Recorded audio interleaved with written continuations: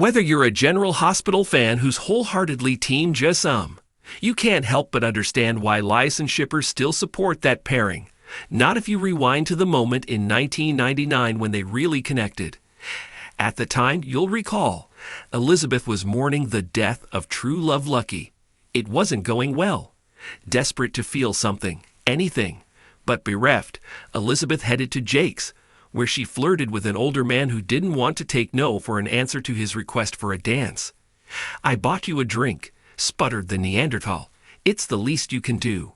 Forcibly, the creep pulled Elizabeth to her feet and into his arms. He didn't care that she pulled away at every turn. "I kinda like it when they fight me a little," he told the rape survivor. Just as we were finding out exactly how it felt to have our skin crawl, Jason intervened, and with a move only slightly less streamlined than a Vulcan nerve pinch, rendered the jerk powerless. "You get in your car, you go home. And don't let me find out you came within 10 feet of her again," said Jason. Before he'd finished the sentence, the guy was halfway out the door. As for Elizabeth, she was anything but grateful for the assist. "If I needed help, I would have asked for it," she told Jason. She was in so much pain that she didn't care how much trouble she'd been in.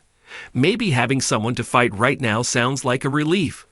She tried everything else, hanging with friends, painting, waiting. Nothing eased the ache of Lucky's passing. "I tried that once," Jason replied. "I tried to fix what hurt by finding something that hurt worse. You're not gonna believe me," he added. "But it doesn't work." Liz didn't come out and say, "Whatever," but she might as well have. She was so lost in her grief that she didn't want to be lectured by, of all people, Jason. "You never had one good thing in your life and lost it," she hissed. "You never had someone come along who made you understand what the point was, the point of being alive at all, and then prove it by being gone and leaving you with nothing. Do you know what nothing feels like?" she asked. As a matter of fact, Jason did. Nothing had sort of been his go-to since brain damage erased from him any trace of Alan and Monica's beloved son. Elizabeth softened. She was behaving like the person that she used to be, and she wasn't sure that was a great idea. Still, she was lost. "How am I supposed to stop wanting to live the life I haven't lived with Lucky? What am I supposed to do instead?" she asked, gazing into Jason's steely blue eyes. "What am I supposed to wish for?" You can watch the scene in full below. The answer we would learn in the months and years that followed was Jason.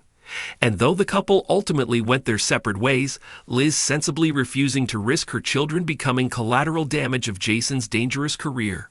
Liaison fans have never given up hope of them being endgame.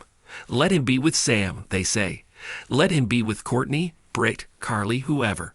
Pair her with Franco, Finn, anybody they want, as long as in the end, Liz and Jason end up in love. And given their history of pulling apart and coming back together, it is almost impossible to think that they've been one another's for the last time. Despite the fact that Steve Burton himself has said, "I don't believe there's a shot. We suspect there is." The actors' chemistry